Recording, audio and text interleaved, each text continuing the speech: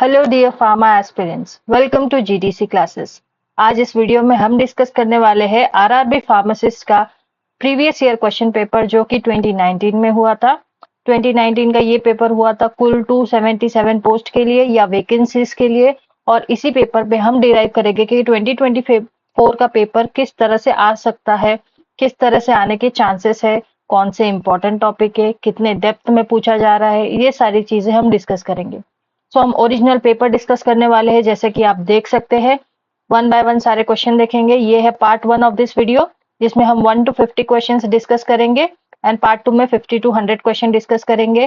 कौन से topic important है, सारी चीजें देखेंगे। आप एक बुक और पेन लेके बैठिए और एक एक लाइन वाइज लिखते जाइए कि कौन से टॉपिक में से क्या चीजें पूछे जा रहे हैं। उस हिसाब से आप एक एक स्मार्ट स्टडी कर सकते हैं कि कौन सी चीजें पढ़नी है, कितने डेप्थ में पढ़नी है और कौन सी चीजें स्किप करनी है। So let's get started.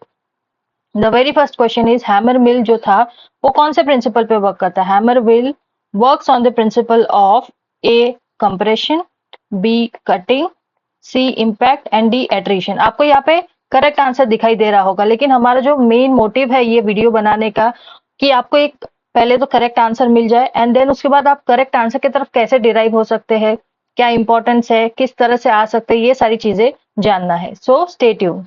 So hammer mill जो है उसका करेक्ट आंसर है, ये कौन से प्रिंसिपल पे वर्क करता है, इम्पैक्ट के प्रिंसिपल पे वर्क करता है। ठीक है, बाकी इस बेसिस पे आपको क्या जजमेंट आ रहा है कि फार्मास्यूटिकल इंजीनियरिंग जो है उससे क्वेश्चन पूछे जा सकते हैं। अगेन इंपॉर्टेंट सब्जेक्ट, आप इसको स्किप नहीं कर सकते। देन प्रिंसिपल पे पूछा जा रहा है, ये चीज आपको पता चलनी चाहिए कि प्रिंसिपल पे कोई भी डिफरेंट प्रिंसिपल भी आपको पूछा जा सकता है। जैसे कटिंग का प्रिंसिपल अगर पूछा जाए और कटर मिल दी जाए तो हमको पता चल जाएगा कि कटिंग का प्रिंसिपल कटर मिल के लिए होता है।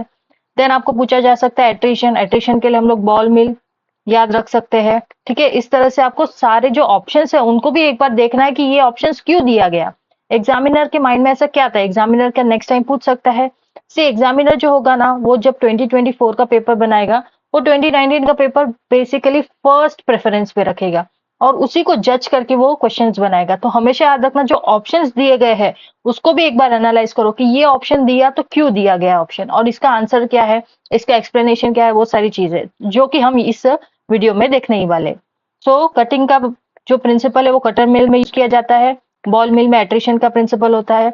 ठीक है, इस तरह से ये क्वेश्चन नंबर 1 जिसका आंसर है सी इम्पैक्ट। देन आता है क्वेश्चन नंबर 2। क्वेश्चन नंबर 2 कहता है कि enamel is constituent of. Enamel जो होता है वो किसका कॉन्स्टिट्यूएंट है, A hair, B bones, C nail and D teeth. So correct answer is teeth, जो कि आप देख सकते हो ये इनामल पोर्शन होता है। ठीक है, सो इससे आपको क्या पता चलता है कि इनामल, अभी तो इनामल पूछा है, नेक्स्ट टाइम आपको दूसरा कॉन्स्टिट्यूएंट पूछ सकता है, कोई भी एक बोन का नाम देगा, जैसे कि स्मॉलेस्ट बोन, देन उसके बाद लार्जेस्ट बोन, ऐसे भी पूछा जा सकता है। क्योंकि इन्होंने अगर बोन को एज अ ऑप्शन रखा है, हेयर को ऑप्शन रखा है, नेल को ऑप्शन रखा है, तो इसके भी कॉन्स्टिट्यूएंट पूछने के ज्यादा चांसेस है। ठीक है, सो इस तरह से आपको पता चलेगा जो इनामल होता है वो टीथ का भी स्ट्रॉन्गेस्ट पार्ट होता है, एज वेल एज पूरे बॉडी का भी स्ट्रॉन्गेस्ट पार्ट होता है, स्ट्रॉन्गेस्ट पार्ट। ठीक है, अगर आपको जैसे कि बोला जाए स्टेपिस, इंकस, मेलियस, ये क्या है, किसके कॉन्स्टिट्यूएंट पार्ट है, तो बोन का पार्ट है। इस तरह से आपको पूछा जा सकता है। नेक्स्ट इज क्वेश्चन नंबर 3, जिसमें पूछा गया है कि differential thermal analysis record is made up of A energy inputs, B moisture difference, C mass difference and D temperature difference. So differential thermal analysis को हम शॉर्ट फॉर्म बोलते हैं DTA. ठीक है, सो आपने डीटीए सुना होगा एनालिसिस में। सो आपको पूछा गया कि ये किसका रिकॉर्ड रखता है। So option D is correct, that is temperature difference. DTA के साथ साथ दूसरे जो ऑप्शंस होते हैं वो कैसे है, डीएससी डिफरेंशियल स्कैनिंग कैलोरीमेट्री हो गया, थर्मोग्राविमेट्रिक एनालिसिस हो गया। ये जो सारे जो टेक्निक्स है ये सारा टेम्परेचर डिफरेंस को जज करता है, टेम्परेचर डिफरेंस के बेसिस का रिकॉर्ड है। ठीक है, सो इनके प्रिंसिपल भी एक बार देख लो, प्रिंसिपल्स एज सच बहुत इंपॉर्टेंट हो जाएंगे। ठीक है, सो इस तरह से हमको पता चला कि डिफरेंशियल थर्मल एनालिसिस का जो करेक्ट आंसर है वो है टेम्परेचर डिफरेंस। आज डीटीए पूछा है, कल डीएससी पूछेंगे या टीजीए भी पूछ सकते हैं। Got it. Then next question है estimation of creatinine is consider to be, estimation of creatinine, serum creatinine is considered to be a more reliable indicator for the evolution of। जो creatinine है वो किसके evaluation के लिए help करता है। ठीक है, So the options are A. Gastric function, B. Lung function, C. Kidney function, and D. Liver function. So correct answer is kidney function. So जो सीरम क्रिएटिनिन लेवल हो गया, क्रिएटिनिन, देन उसके बाद इन्यूलिन क्लियरेंस, ये सब चीजें जो है वो हमको ग्लोमेरुलर फिल्टरेशन रेट में हम यूज करते हैं डिटरमाइन करने के लिए. सो ये किससे रिलेटेड है? किडनी से रिलेटेड है. आज किडनी पूछा है, कल लिवर पूछ सकते हैं. तो ऐसे चीजें आपको डिराइव करनी है कि क्या पूछा जा सकता है. हम एक जस्ट जजमेंट लगा सकते हैं और ये जजमेंट भी आपको इजीली मार्क्स गेन करवाने में हेल्प कर सकता है. आपको स्मार्ट स्टडी करनी है अलॉन्ग विथ हार्ड वर्क. आपको स्मार्ट वर्क भी करना है. स्मार्ट वर्क कैसे करोगे? पीवाईक्यू को देखोगे, पीवाईक्यू से डिराइव करोगे कि क्या चीजें पूछे जा सकते हैं. देन इज क्वेश्चन नंबर 5, जिसमें कहा गया है angioedema is the adverse drug reaction affecting the. Option A is gastrointestinal tract, option B is skin, option C is liver and option D is pancreas. ठीक है. सो ये skin की condition होती है जो कि पफीनेस हो जाती है बिकॉज ऑफ फ्लूइड रिटेंशन हो जाते हैं स्किन के पोर्शंस पे, आपको जिस तरह से यहाँ पे दिख रहा होगा. ठीक है. तो ये स्किन की कंडीशन है. अगर सपोज कोई क्वेश्चन आ जाता है सिरोसिस, ये किसकी कंडीशन है? सो वो सिरोसिस किसकी कंडीशन है? लिवर की कंडीशन है. इस तरह से एडवर्स ड्रग रिएक्शन भी इंपॉर्टेंट है, याद रखना. सो नेक्स्ट टाइम जब आप पढ़ोगे तो एडवर्स ड्रग रिएक्शन स्पेसिफिकली क्या पार्ट में हो रहा है ये पार्ट याद रखना जरूरी है. देन आता है क्वेश्चन नंबर 6, जिसमें कहा गया है कि सतपुरा नेशनल पार्क जो है वो कौन से स्टेट में सिचुएटेड है? Satpura national park is situated in which state? Andhra Pradesh, Maharashtra, Himachal Pradesh या Madhya Pradesh? Correct answer is Madhya Pradesh. So national park पूछे जा सकते हैं. ये जनरल नॉलेज का क्वेश्चन है. नेशनल पार्क इंपॉर्टेंट है. There are total 106 national park है अब तक.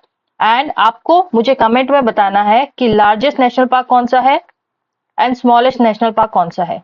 कमेंट करके बताओ कि लार्जेस्ट कौन सा है, स्मॉलेस्ट कौन सा है. वेट मत करो, क्या पता कि नेक्स्ट टाइम आपको यही पूछा जाए. ठीक है. सो नेशनल पार्क को याद रखना इंपॉर्टेंट है. मेरे पास इसका बहुत अच्छा सा एक मैप है जिसमें सारे नेशनल पार्क मैंने चार्ट आउट करके रखे हैं. आप कहेंगे तो मैं वो मैप भी आपको एक बार डिटेल वीडियो में सिखा दूंगी. ठीक है. Then is question number 7. अभी क्वेश्चन नंबर 7 से आपको पता चलेगा कि करंट अफेयर भी इंपॉर्टेंट टॉपिक है जो कि पूछा जाएगा रेलवे फार्मासिस्ट के एग्जाम में. ठीक है. करंट अफेयर भी कौन से? नियर 6 मंथ का आपको करना जरूरी है. 6 मंथ का तो डेफिनेटली करके जाओ. अगर आप 1 साल का नहीं कर सकते तो 6 मंथ डेफिनेटली. ये जो क्वेश्चन है देखो क्या पूछा गया है. The Indian army constructed the longest suspension bridge called मैत्री अक्रॉस विच रिवर? जो मैत्री ब्रिज था वो कौन से रिवर के अक्रॉस क्रिएट किया गया था? ए इंडस रिवर, बी गैंगेस रिवर, सी नर्मदा रिवर और D Brahmaputra river. So the correct answer is a Indus river. और ये जो था वो ब्रिज बनाया गया था अप्रैल 2019 में ये ब्रिज बना. और ये जो हमारी आरआरबी फार्मासिस्ट की एग्जाम थी वो जुलाई में थी. तो देखो किस तरह से जस्ट 2 मंथ्स बिफोर की चीजें आपको पूछी गई है. ठीक है. एंड ये नियरली 40 डेज में इंडियन आर्मी ने बनाया गया. इंडियन आर्मी ने नियरली 40 डेज में ये पूरा ब्रिज को है कंप्लीट किया गया. इसलिए ये इंपॉर्टेंट बात थी. उस टाइम बहुत हेडलाइंस बनी थी 2019 में. तो इस तरह से 2024 में क्या चीजें नहीं हो रही है, नियरली 6 मंथ में क्या क्या चीजें हुई है, क्या क्या टेक्नोलॉजिकल एडवांसेस हुए, ये सारी चीजें आपको याद रखना जरूरी है. कोई भी इंपॉर्टेंट मीटिंग्स होती है जैसे कि G20 हुई थी 2023 में, तो एक इंपॉर्टेंट टॉपिक बन गया था. ठीक है. सो जो मोस्ट इंपॉर्टेंट है वो आपको करके ही जाना है. देन आता है next question, question number 8. Entamoeba histolytica belongs to the class. Easy question था. So the options are A fungus, B virus, C protozoa and D bacteria. So entamoeba histolytica से अमीबियासिस होता है जो प्रोटोजोआ है. ठीक है. आपको नेक्स्ट टाइम वायरस पूछा जा सकता है, बैक्टीरिया पूछा जा सकता है. इसमें भी कैटेगरी क्लासेस पूछ सकते हैं. तो क्लासेस एज सच इंपॉर्टेंट हो गए. देन उसके बाद आता है question number 9, kind of tough question for a basic pharmacist aspirant, क्योंकि ये जो है वो पर्टिकुलरली रेगुलेटरी अफेयर के सेक्शन पे बहुत फोकस करता है. सो जो CMC section of investigational new drug application है, इन्वेस्टिगेशनल न्यू ड्रग एप्लीकेशन जिसको INDA कहा जाता है, शुड बी बाउंड इन. सो यहाँ पे आपको जो पूछा गया है बाइंडर्स जो होता है मतलब कवर्स होते हैं. हम जो भी न्यू ड्रग एप्लीकेशंस बनाते हैं, जो भी डॉक्यूमेंट्स है वो कौन से कवर में बाउंड होना चाहिए. Yes, it is specific, it is important. So the correct answer is option B, that is green press board binder. इसमें जो इन्वेस्टिगेशनल न्यू ड्रग एप्लीकेशन जो है वो बाइंड किया जाता था. काइंड ऑफ टफ क्वेश्चन है. ऐसे क्वेश्चन को आप स्किप करो तो बेहतर है. ठीक है. एंड इसमें ब्लैक इंक यूज की जाती है. Black ink is compulsory. इस तरह से बहुत स्पेसिफिकेशन होते हैं, कितने मीटर्स का, मिलीमीटर्स का यूज करना है, कितना सेंटीमीटर्स का होना चाहिए, ये बहुत स्पेसिफिकेशन है और ये बहुत डीप क्वेश्चन पूछा गया है। ठीक है, सो सीएमसी सेक्शन जो है, जो कि है chemistry manufacturing of this investigational new drug, इसके बारे में पूछा गया था। एंड ग्रीन कवर में इसको बाइंड किया जाता है, ग्रीन प्रेस बाउंड। देन आता है क्वेश्चन नंबर 10। कैलामाइन लोशन जो है वो एग्जाम्पल है, किसका है example? A is liquid gas phase mixing, B is liquid liquid phases mixing, C is solid liquid phase mixing and D is soluble solid liquid phase mixing. So इसमें जो correct answer है option C, solid liquid phase mixing बोला गया है, जिसका मतलब है solid liquid, अगर सॉलिड लिक्विड में आया तो सस्पेंशन याद रखने का। सो कैलामाइन लोशन एक काइंड ऑफ सस्पेंशन है, जिसमें हम क्या यूज करते हैं? Zinc oxide and ferric oxide का मिक्सचर है, किसका? Zinc oxide and ferric oxide use करते हैं हम लोग। ठीक है, सो कैलामाइन लोशन के बारे में पूछा गया है। So liquid liquid phase mixing अगर बोला जाए तो इमल्शन बन जाता है। ठीक है, सोल्यूबल सॉलिड तो ये तो एक सोल्यूशन बन गया। ठीक है, सो इस तरह से आपको देखना है कि बाकी के जो ऑप्शन है वो क्या चीजें बता रहे हैं। सो कैलामाइन लोशन जो है वो हमारा सस्पेंशन है, क्योंकि इसमें जो zinc oxide ferric oxide use किया जाता है, एक सॉल्वेंट यूज किया जाता है एंड उसमें ही डिस्पर्स किया जाता है। सो कैलामाइन लोशन जो है वो सॉलिड लिक्विड फेज मिक्सिंग है। देन आता है क्वेश्चन नंबर 11। क्वेश्चन नंबर 11 कहता है which one of the following is not a radiation obtain from radioactive compound. अगर रेडियो एक्टिव कंपाउंड है तो कौन सा रेडिएशन उससे ऑब्टेन नहीं होता? Option A is gamma radiation, option B is beta radiation, option C is alpha radiation या option D is epsilon radiation. Epsilon नाम का रेडिएशन कभी सुना है? नहीं सुना। गामा सुना है, बीटा सुना होगा, अल्फा सुना होगा। सो ये काइंड ऑफ इजी क्वेश्चन था। इसमें से आपको अभी क्या डिराइव करके बताती हूँ। एक्सप्लेनेशन कैसा है कि गैमा रेडिएशन जो है वो हाईली इंपैक्टफुल होता है, डीप पेनिट्रेशन देता है। सो गैमा इज मोर पेनिट्रेट करता है, देन बीटा आएगा एंड देन अल्फा आएगा। तो अल्फा वाला जो है ज्यादा हार्मफुल नहीं होगा, बीटा वाला कम एज कम्पेयर टू गैमा कम हार्मफुल होगा and as compare to alpha ज्यादा हार्मफुल होगा। एंड गैमा जो है वो बहुत हार्मफुल होता है। ठीक है, एंड एप्सिलॉन नाम का कोई रेडिएशन नहीं होता जो रेडियो एक्टिव कंपाउंड सिक्रेट कर पाए। Then question number 12। यहाँ तक हमने 11 क्वेश्चन देख लिए, क्वेश्चन नंबर 12 देख रहे हैं। यहाँ पे पूछा गया आपसे कि जो रिएक्शन होता है, the reaction between an acid and a base to give salt and water is known as. Simple question पूछा गया है। आपको पूछा है जो रिएक्शन होती है एसिड में, RH को मैं एज एसिड लेती हूँ एंड बेस को ROH लेते हैं, जो देती है हमको RR प्लस H2O, इसको क्या कहा जाता है? ऑब्वियसली इसको कहा जाता है न्यूट्रलाइजेशन रिएक्शन। वाटर निकल जाता है और हमको एक अल्केन मिल गया। ठीक है, देन इसके बाद जो नेक्स्ट ऑप्शन है, अगर आप एग्जामिनर ने कंबशन डाला है तो ऐसा हो सकता है कि 2024 में वो लोग कंबशन के बारे में पूछते हैं। ठीक है, सो कंबशन क्या होता है? कंबशन ये क्या होता है? इसमें जो हाइड्रोकार्बन होता है, फ्यूल जो होता है, उसका ऑक्सीडेशन किया जाता है। फ्यूल मतलब हाइड्रोकार्बन, हाइड्रोकार्बन कंपाउंड, कोई भी हाइड्रोकार्बन कंपाउंड लो, उसका ऑक्सीडेशन होता है, मतलब इन ऑक्सीजन प्रेजेंस उसको बर्न किया जाए तो H2O निकलता है, CO2 निकलता है एंड देन हमको हीट एनर्जी मिलती है, हीट या एनर्जी प्रोड्यूस की जाती है। सो ये है combustion reaction. Then double decomposition reaction क्या होती है? डबल डिकम्पोजिशन रिएक्शन में क्या होता है? इंटरचेंज होता है पॉजिटिव नेगेटिव आयंस का बिटवीन टू कंपाउंड। जैसे कि अगर मैं NaOH लू प्लस HCl लू, सो डबल डिकम्पोजिशन रिएक्शन में क्या होगा? ये शिफ्ट होगा, सो NaCl बन जाएगा सॉल्ट प्लस H2O, इसको कहते हैं double decomposition reaction, the interchange of the ions. Then उसके बाद आता है न्यूक्लियोफिलिक रिएक्शन। न्यूक्लियोफिलिक रिएक्शन में क्या होता है कि न्यूक्लियोफाइल जो होता है नेगेटिवली चार्ज्ड आयन, वो अटैक करता है पॉजिटिवली चार्ज जो मोस्ट वीकेस्ट साइड होता है वहां पे जाके। ठीक है, सो न्यूक्लियोफिलिक पूछा तो इलेक्ट्रोफिलिक रिएक्शन भी आपको पढ़ना पड़ेगा। न्यूक्लियोफिलिक पढ़ो, E1S1S2 रिएक्शन पढ़ो, E1E2 रिएक्शन पढ़ो। इससे आपको बैकवर्ड रिवर्स इंजीनियरिंग करके देखना है कि क्या चीजें आपको और पढ़नी है। ठीक है, सो कंबशन एंड आपको डिफरेंट रिएक्शन टाइप भी पढ़ने पड़ेंगे, जैसे कि रेडॉक्स रिएक्शन हो गई आपको पढ़नी पड़ेगी। देन प्रेसिपिटेशन रिएक्शन, उनके प्रिंसिपल्स देखने पड़ेंगे। देन कॉम्बिनेशन रिएक्शंस क्या होती है, तो सारी रिएक्शंस इंपॉर्टेंट है, सारी रिएक्शंस पढ़ के रखो, पूछा जा सकता है। ठीक है, इससे हमको ये डिराइव होता है। देन आता है question number 13। It says according to drug and cosmetic act 1940 and rules 1945, जो इंसुलिन प्रिपरेशन है उसको स्टोर किया जाता है at the temperature. So storage conditions याद रखना इंपॉर्टेंट। ठीक है, so option A is below 1 degree Celsius, option B is about 25 degree Celsius, option C is 2 to 8 degree Celsius and option D is 9 to 25 degree Celsius. Insulin जो है schedule C1 में आता है and इसको store किया जाता है below 1 degree Celsius. अभी आपको इसमें ऐसे पूछा गया है, टेम्परेचर वाइज आपको पूछा जा सकता है कि एम्बर कलर बॉटल में क्यों स्टोर किया जाता है, विटामिन सी को कहाँ स्टोर करते हैं, विटामिन सी को हम लोग एम्बर कलर बॉटल में क्यों स्टोर करते हैं, बिकॉज ऑक्सीडेशन हो जाता है सनलाइट के प्रेजेंस में। तो इसी तरह से आपको डिराइव करना है। So storage condition important, write it down in your notebook. Storage condition आपको पढ़नी है, अगर आपने अब तक नहीं पढ़ी है तो पढ़ लेना। Next question number 14, heterocyclic compounds are cyclic compounds, alicyclic compound, open chain compounds and non cyclic compound. पहली तो बात, जब आपको कोई चीज पता नहीं है तो आप पहले एलिमिनेशन का ट्रिक यूज कीजिए कि आपको आंसर पता नहीं, आप डायरेक्ट आंसर ढूंढने मत जाइए। आप पहले एलिमिनेट कीजिए कि कौन सा ऑप्शन डेफिनेटली 100% आपसे एलिमिनेट हो रहे हैं।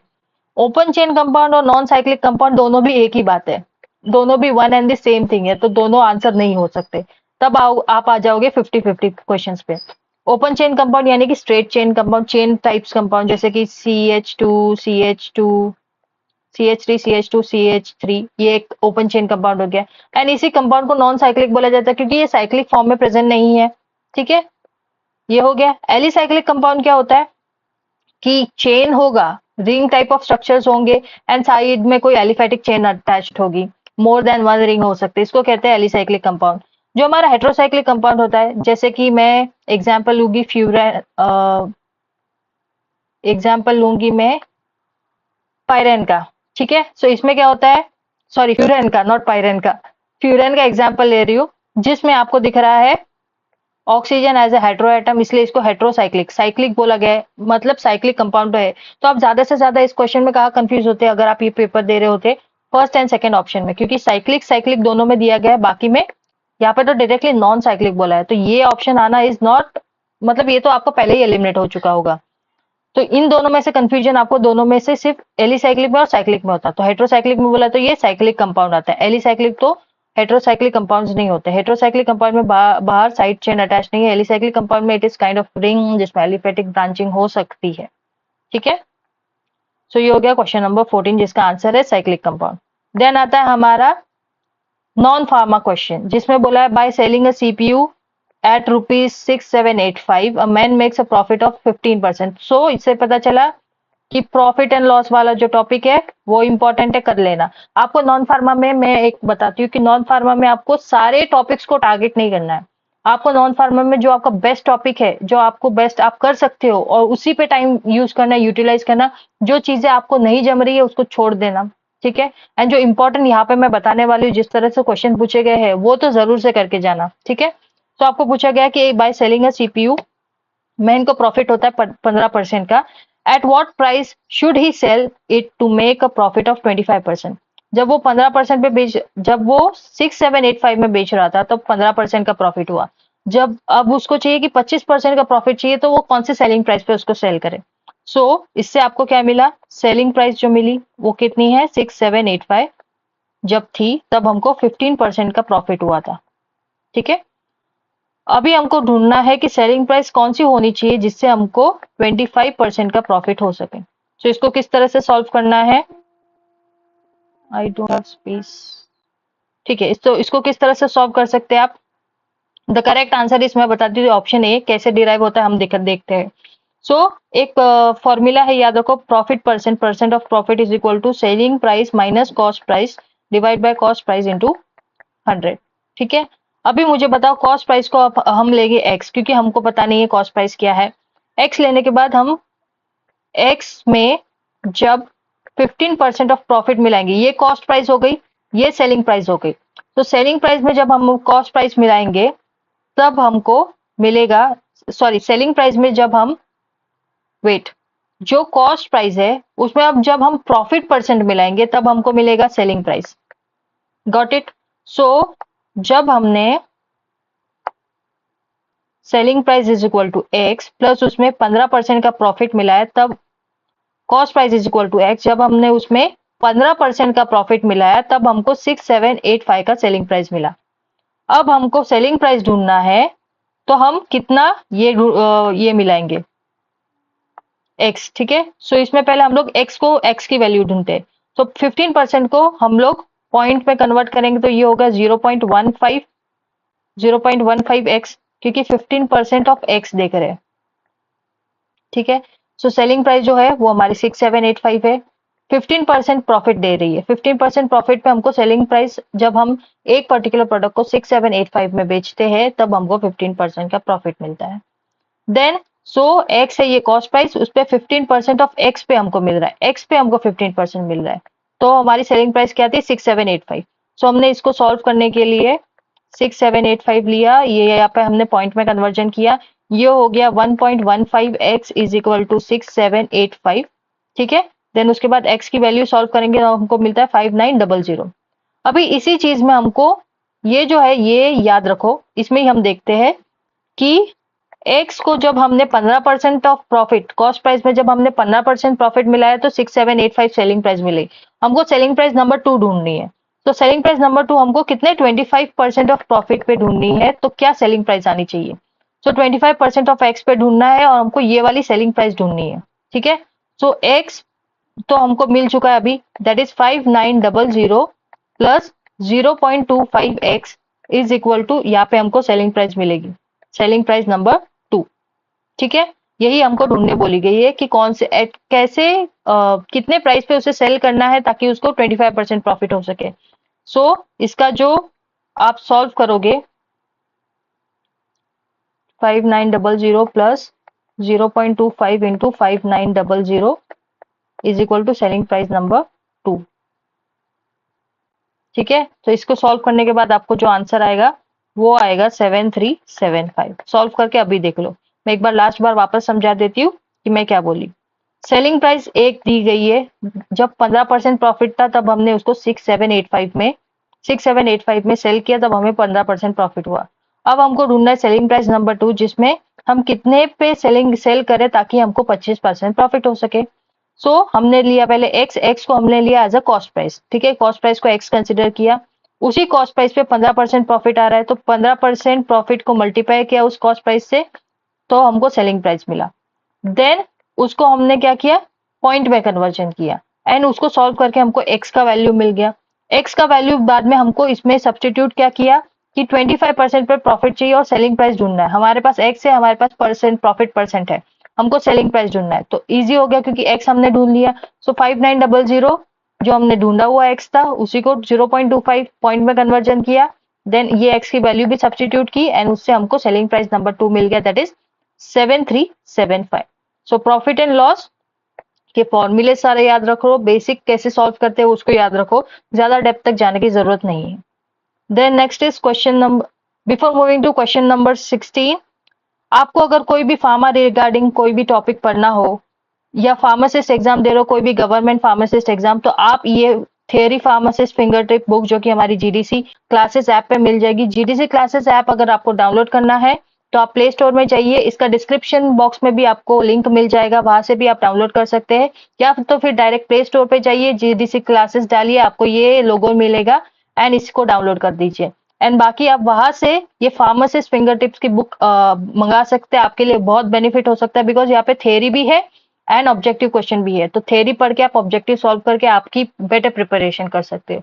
सो अगर आपको चाहिए तो जीडीसी क्लासेस ऐप डाउनलोड कीजिए, फार्मासिस्ट फिंगर टिप वाली बुक देखिए, हार्ड कॉपीज में जाके आपको मिल जाएगी वहां पे, और उसको ऑर्डर कर दीजिए, ठीक है। Next is question number 16। Question number 16 again kind of basic question है, नॉन फार्मा पार्ट से ही है। Willingness to strive for a goal of a particular group is termed as. पहली तो बात, इसके ऑप्शन से ही आप एलिमिनेट कर सकते हैं। कॉन्स्टिट्यूशन तो संविधान है, ये basic fundamental principle laws and rules and regulation से डील करता है, ठीक है, सो ये तो ऑप्शन नहीं होगा। देन आता है हेलो इफेक्ट, आपको पता नहीं है। अप्रेजल यानी कि किसी का चीज का अप्रेजल होना, प्रमोशन होना, काइंड ऑफ थिंग्स होती है। यहाँ पे आपको बोला गया विलिंगनेस, गोल के लिए, गोल के टूवर्ड जो आपका विलिंगनेस है एक पर्टिकुलर ग्रुप का, उसको क्या बोल सकते हैं, इट इज मोरल होता है, ठीक है। हेलो इफेक्ट में आप देख सकते हो इट इज प्रभाव, it is kind of effect, it is not giving effect, ठीक है, ये इफेक्ट नहीं हो सकता। It is willingness to strive for a goal, आप कितने विलिंग हो, आप में कितना हौसला है वो गोल अचीव करने का, इस तरह से आप देख सकते हैं। जब आपको कोई क्वेश्चन समझ नहीं आ रहा तो उसका जो हिंदी रूपांतर है, हिंदी कन्वर्जन है, उसको देख लीजिए, उससे भी कई सारे आंसर डिराइव हो सकते हैं। ठीक है। देन आता है क्वेश्चन नंबर 17। क्वेश्चन नंबर 17 में पूछा गया aspirin should be use with caution in A fever, B headache, C asthma and D tachycardia. ठीक है। सो एस्पिरिन को हम कॉशियसली कब यूज करते हैं, तो इससे आपको एडवर्स ड्रग रिएक्शन जो हम फार्माकोलॉजी में पढ़ते हैं वो कुछ कुछ इंपॉर्टेंट एडवर्स ड्रग रिएक्शन याद रखना जरूरी है। सो इसको एस्थमा में हम लोग बहुत कॉशियसली यूज करते हैं बिकॉज एस्पिरिन जो है वो ब्रोंकोस्पाज्म करती है एंड ये ब्रोंकोस्पाज्म कॉक्स एंजाइम पे एक्ट करके ब्रोंकोस्पाज्म करती है, जिसकी वजह से एस्थमेटिक पेशेंट के लिए ये काइंड ऑफ हार्मफुल है एंड लाइफ थ्रेटनिंग है। So aspirin should be use in caution with asthma. Tachycardia किससे होता है, हेडेक, वो सब आपको देखना है जब आप पढ़ोगे एडवर्स ड्रग रिएक्शन। देन आता है next question, the band of coloured component of light beam is called it's a spectrum, form, accommodation, range. पहली तो बात, बैंड ऑफ कलर्ड कंपोनेंट्स बोला है हमको। जब भी बैंड ऑफ कलर कंपोनेंट्स बोला जाता है तब हम बोलते हैं स्पेक्ट्रम ऑफ कलर्स बोलते हैं। कभी आपने सुना होगा स्पेक्ट्रम ऑफ कलर बोलते हैं। So option A is correct answer. Range तो इसके फॉर्म में नहीं आता, form is not a correct option and accommodation is also not a correct option because they are not related to this statement. ठीक है। आपको कंफ्यूजन होता तो रेंज एंड स्पेक्ट्रम में होता है एंड आपको डिराइव करना है किस तरह से आप पहुंच सकते हैं। रेंज तो हम लोग इसको आंसर मान ही नहीं सकते। रेंज को हम लोग जैसे कि वेवलेंथ की कोई रेंज हो गई, कोई न्यूमेरिकल फॉर्म जैसे कि आ जाए तो हम बोल सकते हैं। सो ये बैंड ऑफ कलर्ड कंपोनेंट आपको पूछा गया तो it is spectrum. Easy question था अगर आपको आता है तो। देन आता है question number 19, how many chromosomes are there in human being. आपको यहाँ पे पेयर्स नहीं पूछा गया, आपको पूछा कितने क्रोमोसोम होते हैं। ऑप्शंस आर 46, 44, 40 या 48। इजी क्वेश्चन था। There are total 46 chromosome and there are total 23 pairs of chromosome. Autosomes and allosomes मतलब chromosomes important, DNA structures important. 23 pairs of chromosome होते हैं। ठीक है। सो क्वेश्चन नंबर 19 तक हम पहुंच गए। अब जाते हैं हम क्वेश्चन नंबर 20 तक।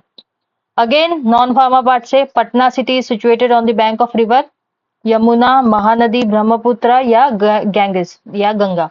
So option D is the correct, Ganga river के किनारे पटना सिटी है। सो आपको इससे क्या पता चलता है, आपको कैपिटल्स तैयार करने, सारे इंडिया के कैपिटल्स रेडी रखो। कौन से रिवर पे सिचुएटेड है, आपको सारी रिवर्स देखनी है। जो मैं बोल रही हूँ एक बार लिस्ट आउट कीजिए, रिवर्स देख लीजिए एक बार, आपको रिवर्स, देन नेशनल पार्क देख लीजिए, देन करंट अफेयर में जो इंपॉर्टेंट चीजें हैं, अवार्ड्स देख लीजिए। देन रिवर्स देखने के बाद उसकी ट्रिब्यूटरीज कौन सी इंपॉर्टेंट सिटीज है, इंपॉर्टेंट प्लेसेस है, ठीक है, वो याद रखिए। ये सारी चीजें जो है एक बार आपका तैयार हो जाए तो आपके लिए ही बेनिफिट होगा, भले ही वो पूछे ना पूछे, लेकिन आप बाकी की चीजों को एलिमिनेट करने के लिए वो चीजें यूज कर सकते हैं। सो हो गया क्वेश्चन नंबर 21। अभी देखते हैं question number 21। Again a simple question यहाँ पे बोला है, two bells ring at interval of 94 seconds and 54 seconds. If they both ring at 10 o'clock in the morning together, after how many seconds will they ring together again? ठीक है। So ये together वाला जो concept होता है ना, वो LCM का कॉन्सेप्ट होता है, बेसिक एलसीएम का कॉन्सेप्ट। तो आपको जस्ट क्या करना है, 94 और 54 सेकंड दिया गया है तो इसका आपको एलसीएम लेना है। 54, 94 एलसीएम कैसे लेते हैं, प्राइम नंबर से उसको डिविजिबिलिटी देखते हैं। सो 2 से जाएगा 27 हो गया, 47 हो गया, 3 से जाएगा 9 हो गया, 47 नहीं जाता 3 से, तो एज इट इज रखेंगे। देन अगेन 3 से जाएगा, 3 3 जा 9, 47, अगेन 3 से जाएगा 1। आपको एलसीएम मेथड नहीं आती तो एक बार देख लीजिए, क्योंकि एलसीएम ये बहुत सिंपल क्वेश्चन होते हैं। आपको आ गए तो आपके बोनस के मार्क्स। सो 47 अभी जो है इन सबको मल्टीप्लाई करना होता है आपको, ठीक है। तो इससे क्या होगा, 2 इंटू 3 इंटू 3 इंटू 3 इंटू 47 और आपको जो आंसर मिलेगा that will be 2538। Option C is the correct answer. So इस तरह से आपको डिराइव करना है। जब भी ये टुगेदर वाला कॉन्सेप्ट आता है आपको इस तरह से ये भी पूछा जा सकता है, जैसे कि कोई इंसान है जो बुलेट फायर कर रहा है, तो कितने कितने सेकंड में उसकी बुलेट फायर हो रही है, देन वो नेक्स्ट बुलेट कब फायर करेगा, ऐसे पूछ सकते हैं। देन उसके बाद बोलेंगे कि एक फ्रेंड ऑफ ग्रुप है जिसमें से एक फ्रेंड जो है वो मंडे को जाता है, दूसरा फ्रेंड ट्यूसडे को जाता है, तीसरा फ्रेंड उसके 2 दिन बाद जाता है, तो ये तीनों भी कब एक साथ मिलेंगे। ये सारे क्वेश्चन जो होते हैं वो एलसीएम के क्वेश्चन होते हैं। तो ऐसे सारे क्वेश्चन तैयार रखना। तो हमने देखा कि एलसीएम के क्वेश्चन आपको पूछा जा सकता है। देन आपको प्रॉफिट लॉस वाला कंसेप्ट याद रहना चाहिए, प्रॉफिट लॉस देखना है, एलसीएम कंसेप्ट देखना है।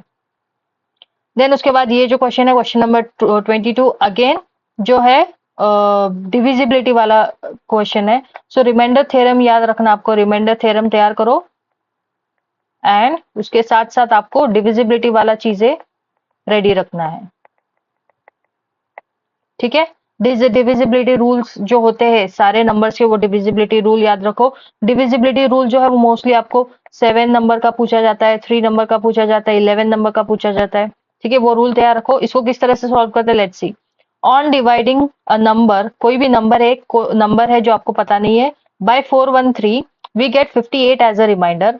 On dividing the same number by 59 what will be the remainder. आपको पूछा गया है कि एक नंबर को जब आप, कोई भी नंबर है, वो नंबर्स आपको नहीं दिए गए हैं, उसको जब आपने 413 से डिवाइड किया तो आपको रिमाइंडर जो लास्ट में बचता है रिमाइंडर, वो 58 मिलता है। अब अगर वो सेम नंबर को आप डिवाइड करते हैं 59 से, तो आपको रिमाइंडर क्या मिलता है। इसके दो मेथड बताऊंगी, पहले मेथड 1 देखते हैं। ऑप्शंस आर 56, 58, 54 या 52, बहुत क्लोज ऑप्शंस है, ठीक है। And correct answer is 58। कैसे आया, लेट्स सी। आपको एक फॉर्मूला याद रखना है, that is dividend is equal to divisor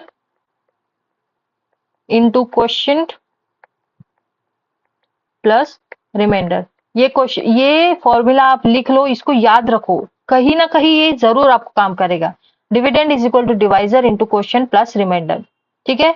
यहाँ पे हमारा डिवाइजर नंबर 1 जो है वो है 413। पहले हमने 413 से उसको डिवाइड किया है, तब हमारा रिमाइंडर 1 मिला है, दैट इज 58। एंड डिवाइजर 2 जो है हमारा, हमको 59 से डिवाइड करना है और हमको रिमाइंडर 2 ढूंढना है। ये क्वेश्चन आपको पूछा गया है। सो हम लेते हैं लेट द नंबर बी, जो नंबर है वो n है एंड क्वेश्चन जो है वो सपोज x है, जो क्वेश्चन है वो x है।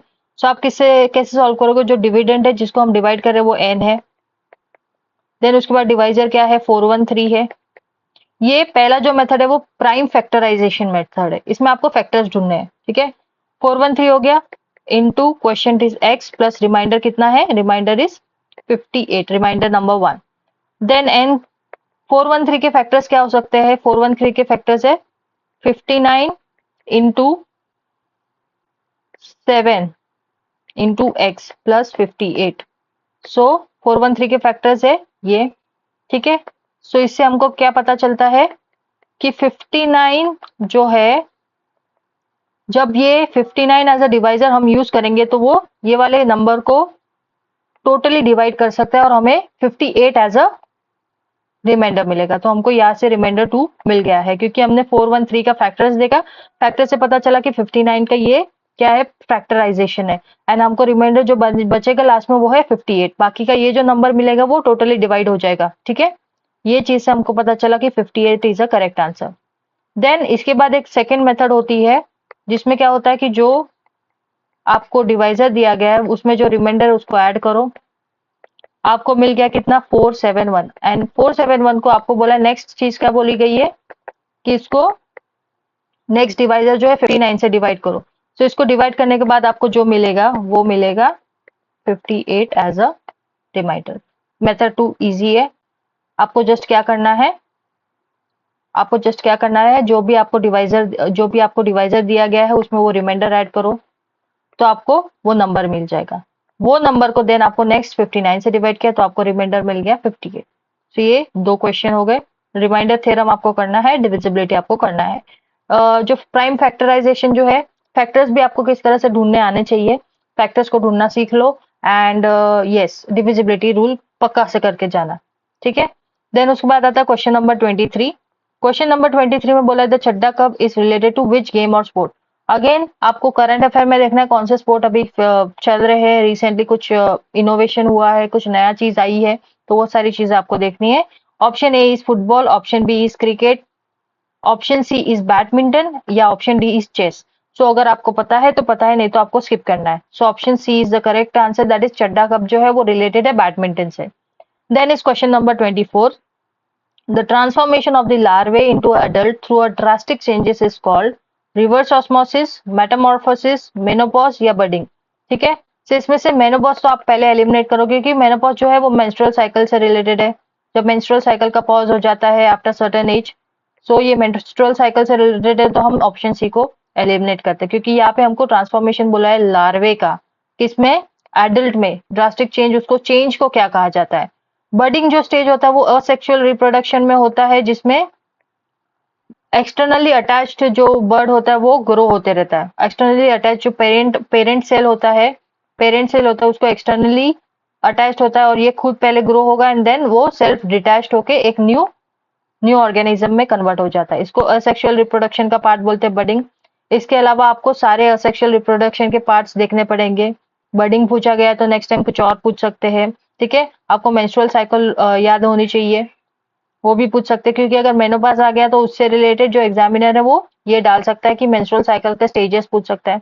रिवर्स ऑस्मोसिस तो क्या है, सेमी पर रिवर्स ऑस्मोसिस तो ऑप्शन हो ही नहीं सकता, क्योंकि ये क्या होता है, ये clarity purpose clearing a solution काम आता है, जिसमें सेमी परमेबल मेम्ब्रेन के थ्रू जो कॉन्सेंट्रेटेड लिक्विड पास होता है उसके लिए आयंस का पास, सॉल्यूट का पासेज इसके बारे में है।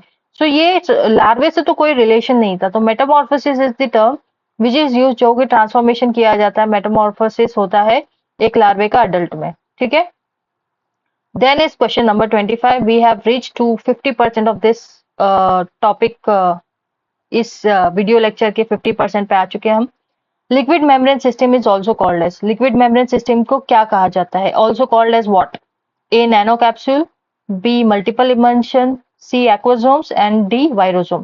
पहले तो कैप्सूल तो आएगा ही नहीं, बिकॉज यहाँ पे लिक्विड मेम्ब्रेन सिस्टम बोला है, ठीक है। सो मल्टीपल इमल्शन, एक्वासोम एंड वायरोसोम में से अगर हम वायरोसोम देखें तो आपको वायरोसोम से वायरस याद आता है, ठीक है। सो वायरस से रिलेटेड कोई टर्म्स है यहाँ पे, सो ये लिक्विड मेम्ब्रेन सिस्टम इसको नहीं बोल सकते। अगर वायरस से रिलेटेड कोई टर्म है तो वायरस से रिलेटेड कोई टर्म पूछ सकते।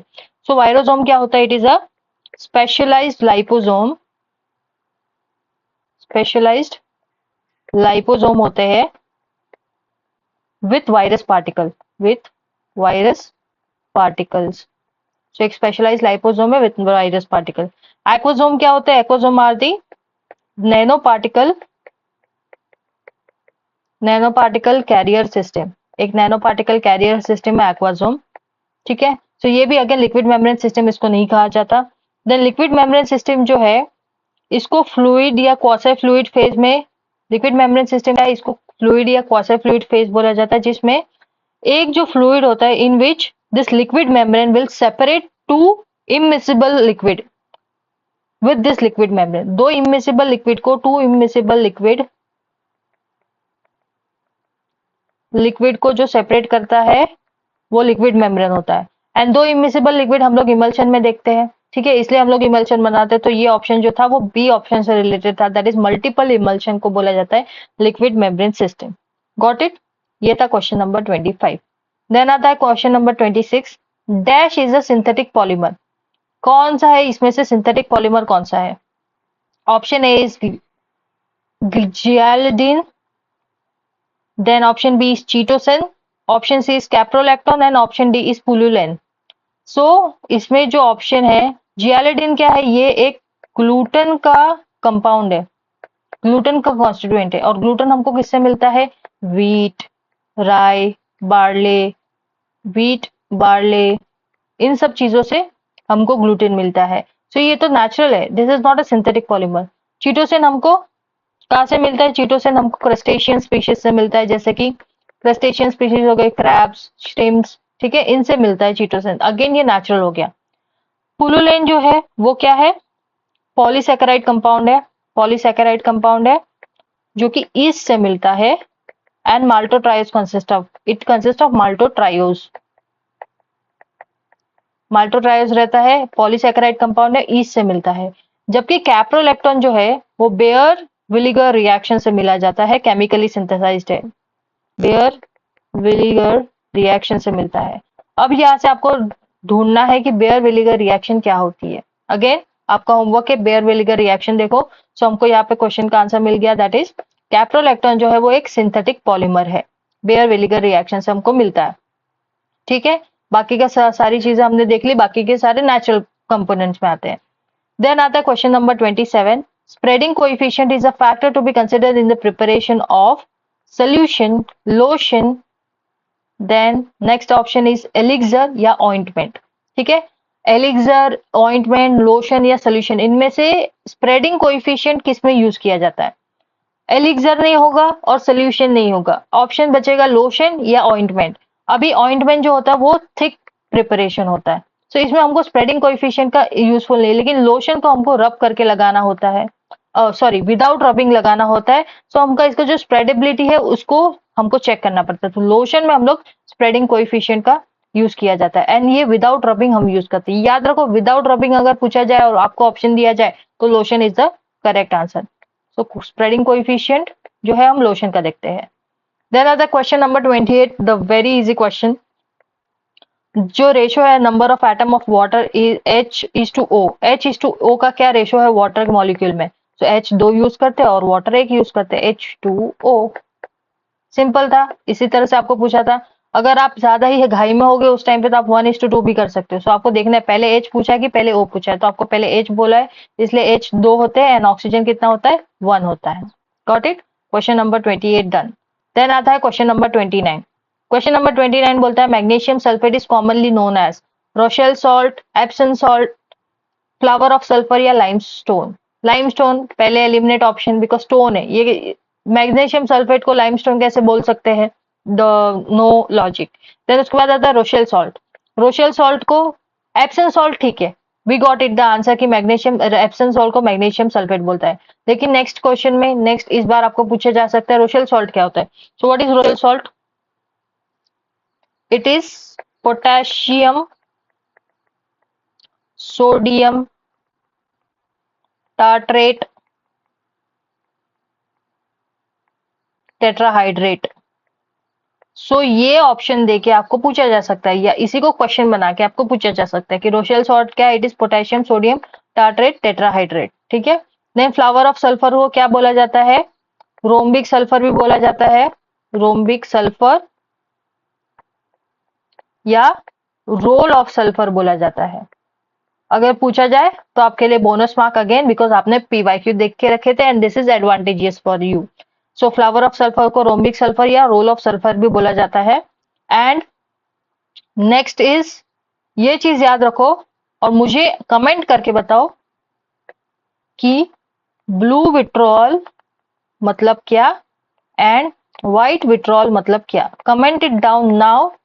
अगर आपको नहीं पता है सर्च कीजिए, अभी के अभी कमेंट कीजिए, क्योंकि आप जब लिखोगे, आप टाइप करोगे, तो जब अगर एग्जाम में पूछ लिया तो आपको जरूर से वो चीज याद आएगी। तो ब्लू विट्रॉल और व्हाइट विट्रॉल को क्या कहा जाता है? ठीक है, ये क्वेश्चन पूछने के हाईएस्ट चांसेस है, ठीक है। Next is question number 13। Last 20 questions बचे हमारे पास। क्वेश्चन नंबर 13 आपके कंप्यूटर नॉलेज, कंप्यूटर अवेयरनेस पे पूछा गया है। सो कंप्यूटर के जो बेसिक क्वेश्चन है, वन लाइनर्स, वो देख के रखो। एक जस्ट आपको कितने ज्यादा से ज्यादा 2 आवर्स में सारी चीजें एकदम से याद आ जाएगी, आपके लिए इजी मार्क होगा। सो इंटरनल डिवाइस पूछा है, याद रखो internal device, and internal device which can be use to store information. ऐसा इंटरनल डिवाइस जो इंफॉर्मेशन स्टोर करने के हेल्प करेगा। So option B hard disk is the correct option. CD external device होता है, हम लोग एक्सटर्नली डालते हैं। यूएसबी फ्लैश ड्राइव, यूएसबी भी हम लोग एक्सटर्नली इंसर्ट करते हैं। फ्लॉपी डिस्क अगेन ये स्टोरेज डिवाइस है, लेकिन ये भी डिटैचेबल है। क्या है? रिमूवेबल स्टोरेज डिवाइस है, इंटरनल नहीं है, रिमूवेबल स्टोरेज डिवाइस है। सो गॉट इट, आंसर आपको मिल गया, that is hard drive is the correct answer. Hard drive is the correct answer. Then आता है नेक्स्ट क्वेश्चन नंबर 31। आपको कहा गया है कपसीड जो है वो कहाँ पे प्रेजेंट होता है? ए प्रोटोजोआ में प्रेजेंट होता है, बी बैक्टीरिया में प्रेजेंट होता है, सी फंगाई में प्रेजेंट होता है, एंड डी वायरस में प्रेजेंट होता है। अब अगर आप इसके ऑप्शंस देखोगे तो यही ऑप्शन हमको पूछा गया था प्रीवियस कुछ क्वेश्चन में। हमको जब पूछा गया था एंटमीबा हिस्टोलिटिका, तो उसमें भी ऐसे ही यही सारे ऑप्शन थे। तो ये चारों ऑप्शन जो है, जैसे कि फंगाई रेडी रखो, आपका फंगाई टॉपिक रेडी कर दो, वायरस टॉपिक रेडी कर दो, बैक्टीरिया टॉपिक रेडी कर दो, और प्रोटोजोआ टॉपिक रेडी कर दो, एकदम रेडी कर दो। वहां पे आपको एंटमीबा हिस्टोलिटिका पूछा था, कल उठ के आपको बोलेगा काला अजहर क्या होता है, काला अजहर किससे होता है, क्या है ये? अभी आप मुझे कमेंट करके बताओ व्हाट इज काला अजहर, किससे होता है? ठीक है, ये प्रोटोजोअल है, वायरल डिजीज है, फंगल डिजीज है, कौन सा बैक्टीरियल डिजीज है? बताओ, पहले मुझे बताओ काला अजहर किससे होता है, और ये किससे होता है, और क्या ये क्या चीज है? वायरल इन्फेक्शन है, फंगल इन्फेक्शन है, बैक्टीरियल इन्फेक्शन है? कमेंट डाउन बिलो नाउ, ठीक है। आपका अभी से क्लियर हो जाएगा, और जब ये एग्जाम में आ गया then you will remember me. So capsid जो है वो कैप्सिड जो है वायरस में होता है।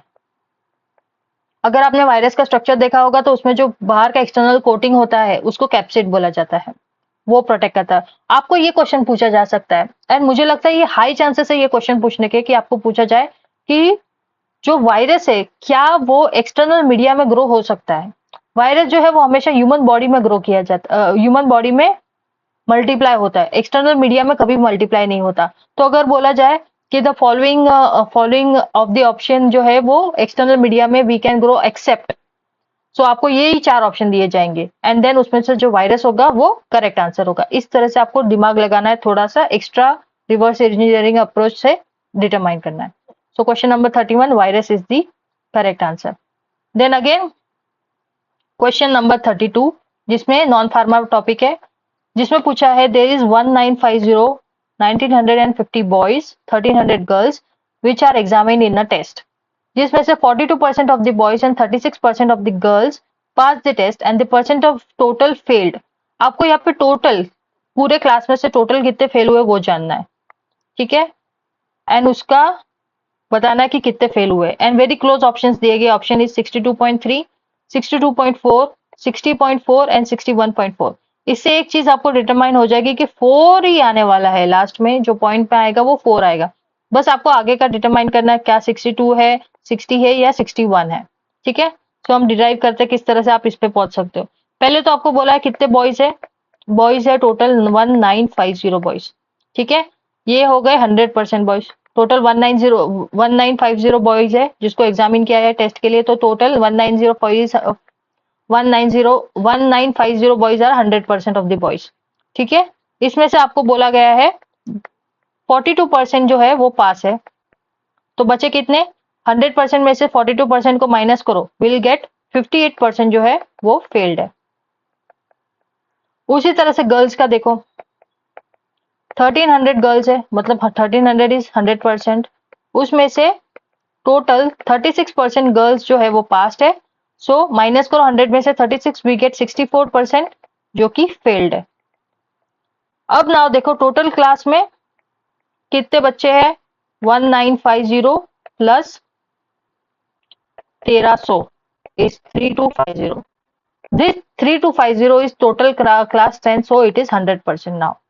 Now इसमें से बोला गया टोटल फेल कितने हुए, आपको टोटल फेल ही पूछा गया है, ठीक है। इसमें से आपको स्पेसिफिक ऐसा पूछा जा सकता है, तो हाँ इससे एक चीज भी इंपॉर्टेंट, परसेंटेज इंपॉर्टेंट टॉपिक है, कर लो, प्लस एवरेज इंपॉर्टेंट टॉपिक है, ये भी कर लो, ये दोनों इंपॉर्टेंट टॉपिक कर लो। सो टोटल फेल पूछा गया है, सो टोटल फेल में हम देखेंगे इट इज 42% ढूंढना है पहले, सॉरी 58% ढूंढना है, 1950 का 58% ढूंढो, एंड 1300 का 64% ढूंढो। कैसे ढूंढते, 1950 इंटू 58 डिवाइड बाय 100, ठीक है, इससे आपको 58% मिल जाएगा, and it is 1131 students, and 64% अगर 1300 का 64% ढूंढना है तो 64 डिवाइड बाय 100 आपको मिल जाएगा 832 girls fail. So total fail student कितने हैं, 1131 plus 832 that is 1963 student out of 3250 students failed है। सो 3250 स्टूडेंट अगर 100% है, सो 1963 मतलब कितना परसेंट हुआ, x%। इसको कैसे ढूंढेंगे, x into cross multiplication, 3250 is equal to 100 into 1963, therefore x is equal to 100 into 1963 divide by 3250। जब इसको सॉल्व करोगे you will get it 60.4 as the answer, ठीक है। इस तरह से आपको सॉल्व करना है परसेंटेज, सबके इंडिविजुअल परसेंट निकालो, क्या टर्म्स क्या वैल्यूज आ रहे हैं वो देखो, उसको प्लस करो माइनस करो, जो मैंने बताया वही मेथड इजीएस्ट मेथड है, इसी मेथड से करो, सिर्फ बेसिक नॉलेज यूज करना है, आपका हो जाएगा सॉल्व।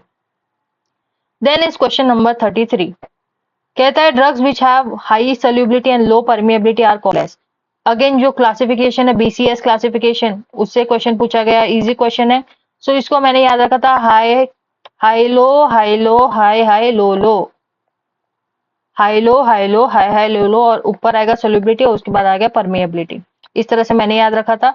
सो 1 2 3 4 ऐसे BCS क्लासिफिकेशन में हमने 4 क्लासेस देखे थे। फिर हाई लो, हाई हाई, लो ऐसे याद रखा था, जिसमें से पहला आएगा सॉल्युबिलिटी, देन आएगा परमेबिलिटी। एंड आपको पूछा है जिसमें हाई सॉल्युबिलिटी और लो परमेबिलिटी है, so high solubility and low permeability. तो ये हो गया क्लास 3 वाला, so class 3 is the correct answer. Next time आपको पूछेगा हाई सॉल्युबिलिटी हाई परमेबिलिटी, तो class 1, low solubility low permeability तो आप डिटरमाइन कर सकते हो, low solubility and high permeability तो भी आप डिटरमाइन कर सकते हो। तो आपको याद रखना है हाई लो, हाई हाई, लो। इसी तरह से ट्यून में याद रखो ताकि आपको याद रहे, high low, high high, low. Then next is stomach में, in stomach the stimulation vagal that increases the gastric acid is due to alpha receptor, 5-HT receptor, H2 receptor and M3 receptor. Receptor topic important आपको पूछा जा सकता है, ठीक है। कोई भी रिसेप्टर के बेसिस पे उसका इन्फ्लुएंस, उसको स्टिमुलेट करने के बाद इन्फ्लुएंस क्या आएगा ये पूछा जा सकता है। सो अल्फा रिसेप्टर नहीं हो सकता, इसमें आंसर जो है M3 रिसेप्टर है, मस्कैरनिक रिसेप्टर M3 रिसेप्टर है, बिकॉज ये वेगल स्टिमुलेशन जो रिलेटेड होता है वो M3 रिसेप्टर होता है गैस्ट्रिक एसिड सिक्रेशन में, ठीक है। H2 भी रिसेप्टर गैस्ट्रिक एसिड सिक्रेशन है, बट वो नॉर्मल गैस्ट्रिक एसिड सिक्रेशन करता है। वेगल स्टिमुलेशन पे जो होता है वो M3 रिसेप्टर उसके लिए रिस्पॉन्सिबल होता है। Next is question number 35, easy question again. Buffer जो है they are added in the sterile product to maintain.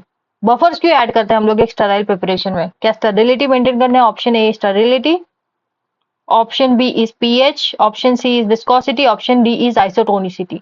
सी, हम बफर्स कभी ऐड करते हैं, हम बफर्स तभी ऐड करते हैं जब हमको पीएच मेंटेन करना होता है, ठीक है। एसिड बेस के बीच में बैलेंस बनाना होता है, एक न्यूट्रल पीएच मेंटेन करना होता है, तब हम बफर्स ऐड करते हैं जो पीएच लेवल पे हमको चाहिए रहता है, उसके लिए हम बफर्स ऐड करते हैं। ये इजी क्वेश्चन था। विस्कोसिटी के लिए तो हम लोग विस्कोसिटी एजेंट डाल सकते हैं। Isotonicity it is not related, isotonicity मतलब एक सोल्यूट एंड सॉल्वेंट का कॉन्सेंट्रेशन का सेम लेवल होना, ठीक है। इस तरह से आइसोटोनिक सोल्यूशन होता है, जो हम लोग सोल्यूशन बनाए वो ब्लड सेल के टोनिसिटी से मैच करे या नहीं। एंड स्टेरिलिटी के लिए तो स्टेरिलिटी मतलब free from pyrogen, it is not related to this question which is being asked. Then अगर आपको आइसोटोनिसिटी पूछी गई है तो आपको दूसरा चीजें पूछा जा सकता है, लाइक आइसोबेरिक कॉन्सेंट्रेशन क्या होता है, ऐसी जो आइसो वाली चीजें, आइसोटोप क्या होता है, ऐसी चीजें सारी कर लो, ठीक है। देन आता है क्वेश्चन नंबर 36 जिसमें आपको पूछा गया है बीसीजी वैक्सीन जो है is a bovine strain of. BCG vaccine सबको पता है ये टीबी के लिए वैक्सीन होता है, ठीक है। Hepatitis virus, para influenza virus, Salmonella typhi and Mycobacterium tuberculosis, ठीक है। सो ये जो आंसर है D is the correct answer. Hepatitis virus से तो हेपेटाइटिस होता है, पैरा इन्फ्लुएंजा से इन्फ्लुएंजा वायरस होगा, इन्फ्लुएंजा होगा, सैल्मोनेला टाइफी से टाइफाइड हो सकता है, ठीक है। सो बीसीजी वैक्सीन जो है वो हमारे माइकोबैक्टीरियम ट्यूबरकुलोसिस का स्ट्रेन होता है, उससे बनी जाती है। आपको यहाँ से वैक्सीन टॉपिक इंपॉर्टेंट, इसमें देखो कि वैक्सीन तो अभी के टर्म में 2024 के टर्म में मोस्ट इंपॉर्टेंट टॉपिक, मैं तो इसको बोलूंगी मोस्ट इंपॉर्टेंट, बिकॉज कोरोना होने के बाद 2019 में ये अभी पेपर होने वाला है। सो इसमें आपको सारी वैक्सीन पूछी जा सकती है। मॉडर्ना वैक्सीन क्या थी देखो, उसके बाद कोविशील्ड, कोवैक्सीन, ये सारे किससे बनती है, कौन सी लाइव एटेन्यूएटेड है, कौन सी आरएनए से बनी हुई वैक्सीन है, सारे देख लो, एक टेबल बना लो, उसमें आपको ये इजीली ऑनलाइन भी मिल सकता है, जिसमें डिफरेंट वैक्सीन हो, देन लाइव एटेन्यूएटेड कौन सी है, सब यूनिट वैक्सीन कौन सी है, कौन बना रहा है, क्या नाम है, ये सारी चीजें आपको पूछी जाएंगी, ठीक है। तो वैक्सीन तो डेफिनेटली आप करके जाओ। देन क्वेश्चन नंबर 37 कहता है which one of the following is a basic chemical test to identify anthracene glycoside in aloes? Anthracene glycoside जो एलोज में यूज किया जाता है उसके लिए केमिकल टेस्ट, तो सारे केमिकल टेस्ट आपको याद रखना है। जस्ट नाम याद रखो कि ग्लाइकोसाइड के लिए कौन से केमिकल टेस्ट है, आपको उसकी डिटेल याद क्यों रखना है, सिर्फ इंपॉर्टेंट टेस्ट के डिटेल कर लो, बाकी के सारे सिर्फ नाम याद रखो कि ग्लाइकोसाइड के लिए कौन से टेस्ट है, अल्कलॉइड्स के लिए कौन से टेस्ट है, वोलेटाइल ऑयल के लिए कौन से टेस्ट है, सिर्फ टेस्ट को याद रखो, आपका काम हो जाएगा। This is called smart work. A is Keller-Kinari test, B is modified bond trigger test, C is bond trigger test and D is legal test. So इसमें जो है modified bond trigger test है, ये करेक्ट आंसर है। Then जो bond trigger test है वो हम लोग नॉर्मल अल्कोलॉइड जैसे सेन्ना, इनके सब के लिए यूज किया जाता है, ठीक है। ये हो गया हमारा क्वेश्चन नंबर 37। देन आता है क्वेश्चन नंबर 38 जो पूछा गया है the equation involve in quantum mechanics. Quantum mechanics, quantum computing, ये चीजें जो है आजकल बहुत इंपॉर्टेंस है बिकॉज ऑफ टेक्नोलॉजिकल रेवोल्यूशन जो चल रहा है, इसकी वजह से जो साइंटिफिक चीजें है वो इंपॉर्टेंट हो जाती है। तो क्वांटम मैकेनिक अप्रोच में कौन सा जो है इक्वेशन यूज किया जाता है? तो option A is correct answer, Schrodinger wave equation. Option B is Ernest equation, option C is Arrhenius equation, option D is Boltzmann equation. सारे इक्वेशन क्यों है मैं बता देती हूँ आपको, इससे पता चल गया। तो श्रोडिंगर इक्वेशन तो क्वांटम मैकेनिक्स से रिलेटेड है। नर्स्ट इक्वेशन बोला जाता है, बी अर्नेस्ट या नर्स्ट इक्वेशन बोला जाता है। ये नर्स्ट इक्वेशन किस लिए था? ये हमारा सेल पोटेंशियल जानने के लिए होता है of electrochemical cell potential of electrochemical cell हमको अगर जानना है तो हम लोग अर्नेस्ट इक्वेशन यूज करते हैं। देन अरेनियस इक्वेशन जो है वो टेम्परेचर डिपेंडेंट रिएक्शन, जो टेम्परेचर डिपेंडेंट रिएक्शन है उसके लिए यूज किया जाता है। जो भी टेम्परेचर डिपेंडेंट रिएक्शन है उसके लिए हम लोग अरेनियस इक्वेशन यूज करते हैं। बोल्ट्जमैन इक्वेशन किसके लिए यूज किया जाता है? ये एनर्जी टर्म्स, जो भी एनर्जी से रिलेटेड इक्वेशंस होती है उसके लिए हम लोग बोल्ट्जमैन इक्वेशन यूज करते हैं। तो आपको नेक्स्ट टाइम अगर पूछा जाए कि cell potential of electrochemical cell के लिए कौन सा इक्वेशन है, सो नर्स्ट इक्वेशन है।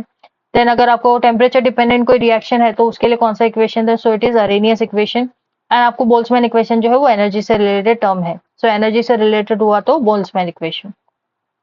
Then commonly use spice clove is obtained from, जो हमारा क्लव होता है, लवंग जिसको कहते हैं, उसमें वो जो लवंग होता है वो कौन सा पार्ट है? हम लोग कौन से पार्ट को लवंग कहा जाता है? एक प्लांट का कौन सा पार्ट है? ए रूट, बी फ्लावर बर्ड, सी लीफ या D rhizome. So the correct answer is bird. ये बहुत इजी क्वेश्चन था, आपको जब बायोलॉजिकल सोर्स देख रहे होगे तो वो कौन सा पार्ट है याद रखना, ठीक है। जैसे कि हम लोग एफेड्रा का स्टेम लेते हैं तो एफेड्रा का पूछा जा सकता है, उस तरह सारे जो कोग्नोसी के टर्म्स है, कोग्नोसी के कॉन्स्टिट्यूएंट है वो देख लो। एंड फ्लावर बर्ड्स ये करेक्ट आंसर है, लीफ राइजोम वगैरह नहीं। Then last 10 questions internationally. Question number 14, internationally accepted method of measuring obesity. Obesity को मेजर करने के लिए इंटरनेशनली एक्सेप्टेड मेथड कौन सी है? Option A is H index, option B is body mass index, option C is Sullivan index and option D is ponderal index.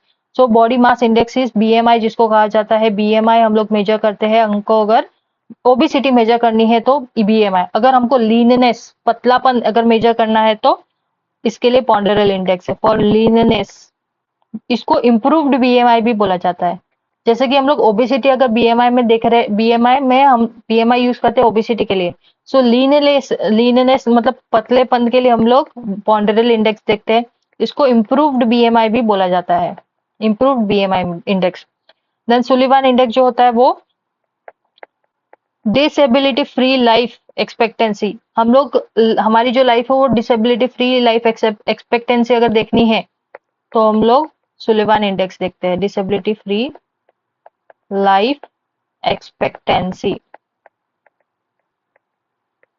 ठीक है। और एच इंडेक्स जो है वो रिलेटेड है साइटेशन। अभी कोई पब्लिकेशन करते हो, रिसर्च पब्लिकेशन करते हो तो उससे जो साइटेशन है, कितने पेपर्स पब्लिश किए, कितने साइटेशन है, उससे रिलेटेड जो होता है वो होता है एच इंडेक्स। सो देख लिया, H index is for citation.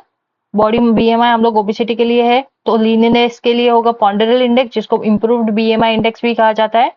Sullivan index जो है वो डिसेबिलिटी फ्री लाइफ एक्सपेक्टेंसी के लिए यूज किया जाता है। देन आता है क्वेश्चन नंबर 41, कौन सा कंपाउंड प्रेजेंट है अश्वगंधा में? What compound is present in ashwagandha? A is terpenoid alkaloid, B is terpenoid glycoside, C is steroidal lactone and D is steroidal glycoside. So the correct answer is steroidal lactone. इसके साथ साथ अश्वगंधा में present है alkaloids भी present होते हैं, plus saponin present होते हैं, ठीक है। अल्कलॉइड सैपोनिन, देन विथेनोलाइड जो है, सो विथेनिया सोमनीफेरा बोलते हैं हम लोग अश्वगंधा को। सो विथेनोलाइड जो है वो एक स्टेरॉयडल लैक्टोन ही हो गया ना, सो इट इज स्टेरॉयडल लैक्टोन। मतलब कि आपको जो मेन कॉन्स्टिट्यूएंट है कोई भी ड्रग का या कोई भी हब का पूछा, उसका मेन कॉन्स्टिट्यूएंट है, उसका जो एक रिंग स्ट्रक्चर है उसको क्या बोला जाता है वो भी आपको याद आ गया तो आपको याद आ जाएगा। विथेनोलाइड प्रेजेंट होता है अश्वगंधा में, this is the steroidal lactone. So main constituent देखना है, साइड के एलाइड वन छोड़ दो, मेन कॉन्स्टिट्यूएंट देखो। मेन कॉन्स्टिट्यूएंट क्या है? रिंग टाइप स्ट्रक्चर है, क्या स्ट्रक्चर है वो याद रखो एंड देन आपका हो गया। So which compound is present? Is steroidal lactone.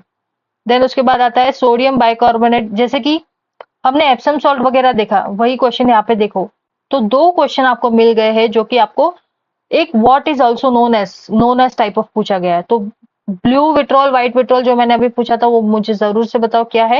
यहाँ पे पूछा है sodium bicarbonate is commonly known as. A caustic soda, B Epsom salt, C baking soda and D Rochelle salt. Rochelle salt देख लिया है, याद करो अभी मैंने क्या बोला था रोशेल सॉल्ट का मतलब, खुद से रिवाइज करो और याद करने की कोशिश करो। क्या याद आ रहा है आपको? अगर याद नहीं आ रहा तो आपका ध्यान कहाँ था? क्या आप अटेंटिवली ये लेक्चर लिसन कर रहे हो? Don't waste your time, please remember Rochelle salt का मतलब क्या था। अगर नहीं याद आ रहा तो अगेन एक बार चेक कर लीजिए। देन एप्सम सॉल्ट देख लिया। अभी कॉस्टिक सोडा क्या होता है? It is NaOH, sodium hydroxide को कॉस्टिक सोडा बोला जाता है। नेक्स्ट टाइम पूछे तो आपके लिए बेनिफिट है। एंड देन ये ड्रेन क्लीनिंग वगैरह के लिए यूज किया जाता है caustic soda. Then sodium bicarbonate, अगर बेकिंग सोडा है तो वॉशिंग सोडा जो होता है उसको क्या कहा जाता है? Washing soda. बेकिंग सोडा और वॉशिंग सोडा हमेशा कंफ्यूजन होता है, तो किस तरह से याद रखोगे? बाइकार्बोनेट है इसलिए बी आता है, एंड बेकिंग सोडा में भी बी आता है, तो बी से बी याद रखो। एंड वॉशिंग सोडा को क्या कहा जाता है? Sodium carbonate. ठीक है, सो वॉशिंग सोडा को सोडियम कार्बोनेट बोला जाता है और बेकिंग सोडा को बाइकार्बोनेट बोला जाता है। Then in HPLC, while supplying mobile phase by mechanical pump, which device is required to smooth out the pulses? Which device is required to smooth out the pulses? आपको smooth out दिख रहा है? Smooth out the pulses मतलब कि जो pulses दिखाई देते हैं, अगर आप HPLC का ग्राफ देखो, जो pulses दिखाई देते हैं उसको स्मूथ आउट, एक लीनियर वे में आपको अगर ग्राफ चाहिए तो वो जो पल्सेस को स्मूथनिंग करने के लिए जो चीज यूज की जाती है उस पर्टिकुलर डिवाइस को क्या कहा जाता है? ए इंजेक्शन, बी डैम्पिंग, सी गॉज या डी टेम्परेचर। टेम्परेचर होगा नहीं, टेम्परेचर से कोई रिलेशन नहीं है। इंजेक्शन तो इंजेक्टिंग द सॉल्वेंट में हेल्प करता है, इससे वो स्टेबिलाइजिंग के लिए क्या किस तरह से हेल्प करेगा? Don't know. Gauze is not related, so damping is the one which is, जिसको कहा जाता है पल्स डैम्पर, हम यूज करते हैं टू स्मूदन दैट पल्स, जो कि नॉइज की है क्या कहा जा सकता है। ठीक है, तो HPLC पूछा गया है, TLC वगैरह उनके मैकेनिज्म प्रिंसिपल्स पूछे जा सकते हैं, तो TLC रेडी रखो। देन HPLC, HPTLC, इनके सबके बेसिक प्रिंसिपल किस तरह से वर्क करता है ज्यादा डेप्थ में जाने की जरूरत नहीं है, और उनके थोड़े ये मैकेनिक जैसे ये डिवाइसेस पूछे गए उस तरह से याद रखो। Then question number 44, convective mixing is also called as, again also called as micro mixing, macro mixing, shear mixing या डिफ्यूजिव मिक्सिंग। जो माइक्रो मिक्सिंग है और डिफ्यूजिव मिक्सिंग है ये दोनों same, one and the same. Micro mixing को और क्या नाम से बोला जाएगा? तो माइक्रो मिक्सिंग को डिफ्यूजिव मिक्सिंग भी बोला जाता है। तो नेक्स्ट टाइम पूछ सकते हैं, तो आपके लिए एकदम बोनस पॉइंट की माइक्रो मिक्सिंग को डिफ्यूजिव मिक्सिंग भी बोला जाता है। इसमें क्या होता है कि एक न्यू सरफेस पे पार्टिकल्स को लेट डाउन किया जाता है, बेस्ड ऑन उनकी जो साइज होती है वो डिफरेंशिएट होते हैं, जैसे कि smaller one will go to higher level. ठीक है, कन्वेक्टिव मिक्सिंग को हम लोग मैक्रो मिक्सिंग भी बोला जाता है, जिसमें जो है ना ग्रुप ऑफ पार्टिकल जो है from one bed to another group of particle पे मिक्स होते रहते हैं, इसको बोला जाता है convective mixing. And shear mixing में हम लोग शेयर फोर्स यूज करते हैं, किसका? जो मशीन का आर्म होता है, that is machine mixing. Shear force for mixing, agitator arm जो होता है एजिटेट करने के लिए, तो उसका जो फोर्स होता है उसके जो थ्रू मिक्सिंग होता है उसको शेयर मिक्सिंग कहा जाता है। So convective mixing is kind of macro mixing. ठीक है, क्योंकि पार्टिकल टू पार्टिकल मिक्सिंग होता है। देन नेक्स्ट है question number 45, again from non pharma and easy one. ये लॉजिकल रीजनिंग का पार्ट है। जैसे कि आपको RRB के एग्जाम में आपको मिलेगा quants, quantitative aptitudes and logical reasoning. जिसको क्वांट्स में थोड़ी डिफिकल्टी है वो लॉजिकल रीजनिंग तो अपना पक्का करके जाए। ठीक है, सो इसमें पूछा in this question relationship between different elements is shown in that statement, this statement is followed by 3 conclusion. एक स्टेटमेंट दिया जाएगा, उसके 3 कंक्लूजन होंगे। Assume the given statement to be true. आपको खुद का दिमाग नहीं यूज करना है, खुद का बेसिक नॉलेज इस क्वेश्चन ऐसे क्वेश्चन पे अप्लाई मत करो। लॉजिकल रीजनिंग में जो पूछा जाए सिर्फ वहां तक सीमित रहो, उससे ज्यादा मत सोचो, नहीं तो आपका जो इजी क्वेश्चन है वो गलत कर दोगे। So assume the given statement to be true, चाहे फिर वो बेसिक यूनिवर्सल लॉ के खिलाफ ही क्यों ना हो, लेकिन आपको उसको ट्रू मानना है। And choose the answer from the given option. ठीक है, स्टेटमेंट पूछा गया है कि बी आर से बड़ा है, आर ओ से बड़ा है, ओ और डब्ल्यू इक्वल है या ओ डब्ल्यू से बड़ा है, and W is bigger than N. आपको कंक्लूजन बोला गया है, फर्स्ट कंक्लूजन। ठीक है, पहले ऑप्शन नहीं देखेंगे, पहले कंक्लूजन देखेंगे। पहले बोला है कि B is greater than O, second is R is greater than W, and third is B is greater than N. Options are none follow, none conclusion follow, option B only 1 and 2 follow, only 1 and 2 follow. Option C is all follow, सारे के सारे correct है। या option D only 2 and 3 follow. तो पहले तो देखो conclusion में कौन से सही है और कौन से गलत है। पहले बोला बी, बी जो है वो ओ से बड़ा है, तो क्या बी ओ से बड़ा है? यस, साइन देखो दोनों की साइन ऐसी है, तो बी ये जो है वो ओ से बड़ा है। ये first statement is correct. Then बोला है आर डब्ल्यू से बड़ा है, सो क्या आर डब्ल्यू से बड़ा है? यस, क्योंकि आर बड़ा साइन है और डब्ल्यू के पास भी एक डब्ल्यू से बड़ा हुआ आर है। सो ये भी सेकेंड क्वेश्चन जो है करेक्ट है। देन थर्ड पूछा गया है B is greater than N, so B क्या एन से ग्रेटर है? यस, क्योंकि बी के पास भी सारी ग्रेटर साइन है, इसलिए वो एन से बड़ा है। सो the correct answer is all conclusion follows, क्योंकि सारे के सारे करेक्ट आंसर है।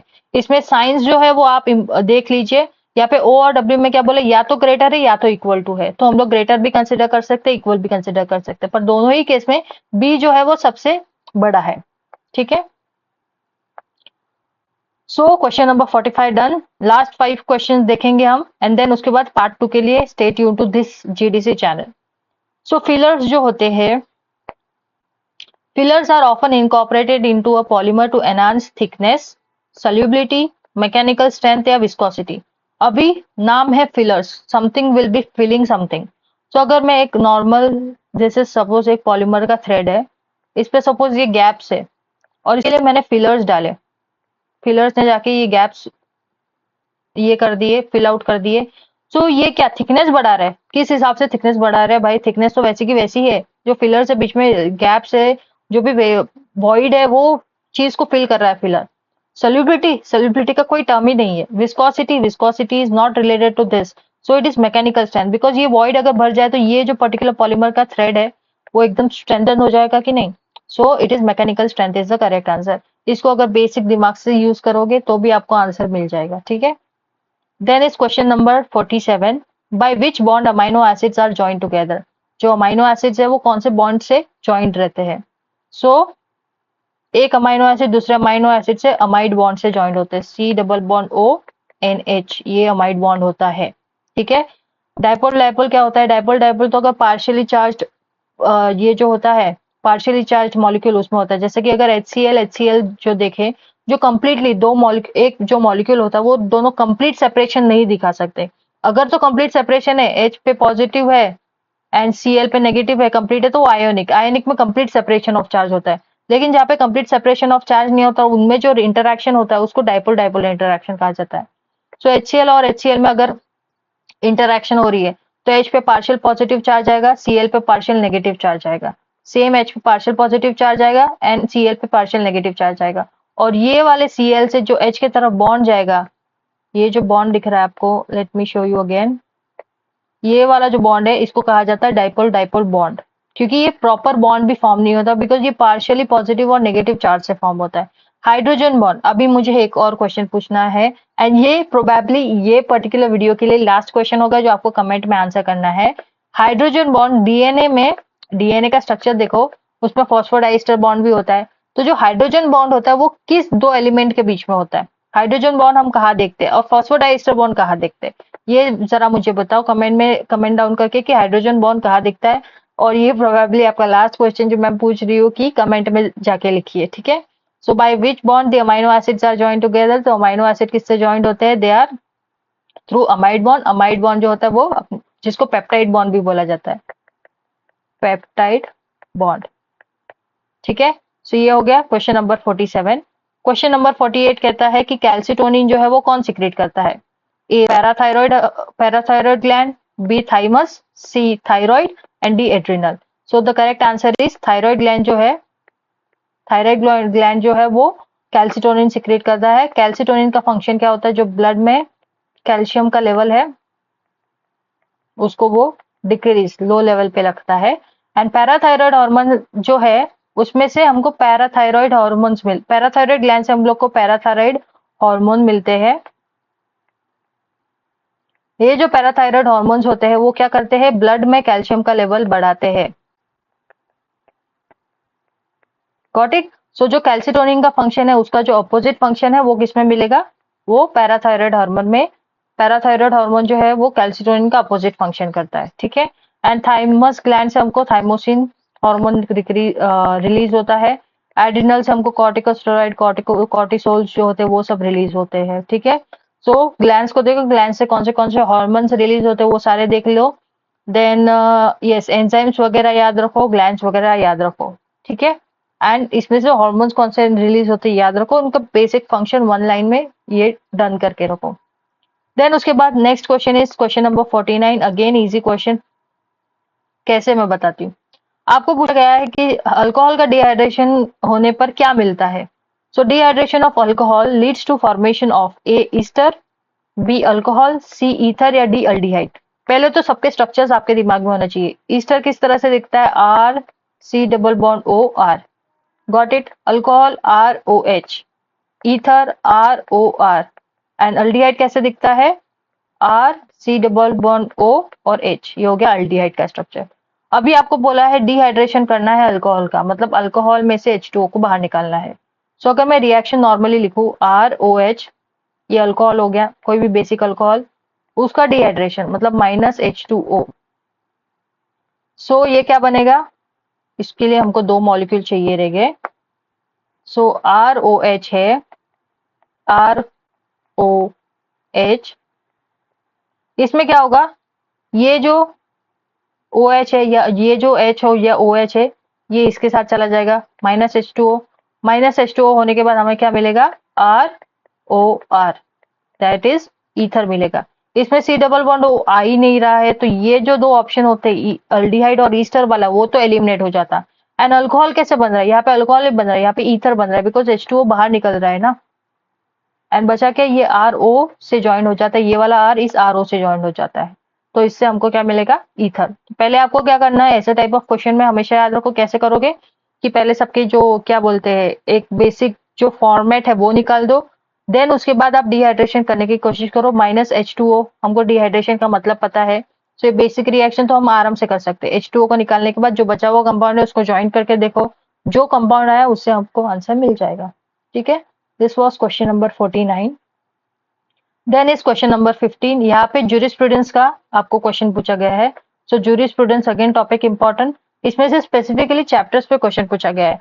जूरिस्प्रूडेंस की सीरीज है, जीडीसी क्लासेस पे ही आपको मिलेगी, और मैं खुद वो सीरीज ले रही हूँ जिसमें आपको मैंने डिफरेंट चैप्टर्स मैंने सारी डिटेल्स में वीडियोस, कॉन्सेप्ट की वीडियोस प्लस एमसीक्यू ऑब्जेक्टिव्स उसके डिस्कस किए हैं।